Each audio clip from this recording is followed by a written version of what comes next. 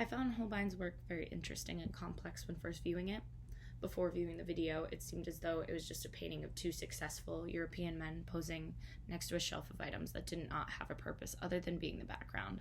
However, after researching anamorphic features and viewing the YouTube video, it's clear that the objects in the image have a greater significance than I had believed. The two anamorphic features in this painting are the skull distorted in the foreground and the crucifix located in the top left corner behind the curtain. The skull, though it's right in front of the painting, is unable to be seen clearly when you're looking at the painting straight on, and only can be viewed when looking from the bottom left corner or the top right corner. I believe Holbein did this to have an undermining meaning behind the painting, that being that death is always present, though it might not be noticed or seen. It's right in front of the men's faces, yet they're completely unaware. Now, the crucifix behind the curtain represents the highest power, being God, who is present but not in clear sight. I believe these two anamorphic features combined create a representation of life and death. It reminds the viewer that death is always present and we are not immortal beings, but it also reminds us that God is always in the shadows, and we are able to avoid death through the salvation of our Lord. Rauschenberg, from what I've researched, doesn't exactly use anamorphic techniques in his work. However, he does distort his images using cropping and collaging to create an entirely new image like the one displayed right here. His techniques later helped develop the pop art culture. He creates non-traditional forms of art by combining unique objects with his painting skills to create a collage of abstract seeming visuals that are actually similar and related when studied. I also didn't find any anamorphic features in Griesbach's work, though his work has certain levels of manipulation and distortion.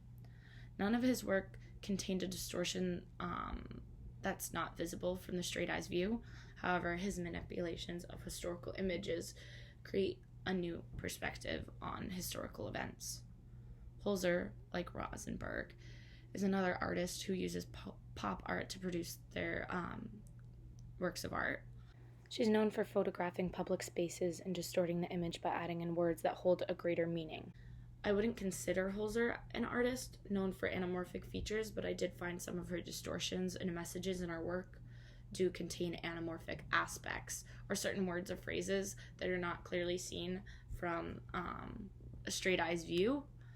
Gonzales Day is an artist known for his erased lynchings, where he distorts images from Mexican-American lynchings.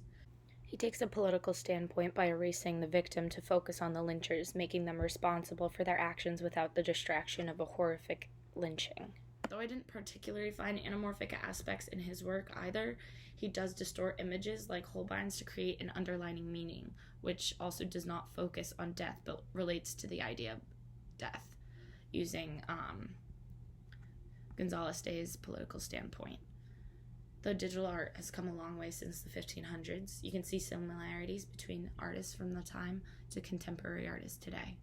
All artists discuss distorted images in their artwork to relay a new meaning to the picture, whether it be cropping a certain object out of an image, combining different images to create a collage that creates a completely new form of what once was, or simply distorting a certain aspect of their artwork to create a new meaning. These distortions alter the work of art while altering the reality of the image, giving that image an entirely new meaning.